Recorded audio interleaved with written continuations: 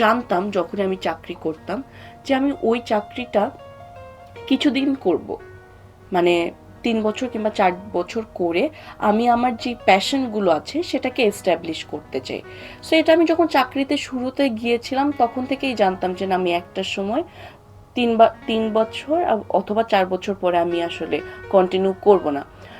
তো এখন আফসোস ওইরকম একটা হয় না, বাট ফাইন্যান্সিয়ালি যখন ক্রাইসিস থাকে অফকোর্স তখন আফসোস হয়। কিন্তু আমার কাছে মনে হয় যে যখন আমি চাকরি করতাম তখন আমার আফসোসটা আরও বেশি ছিল।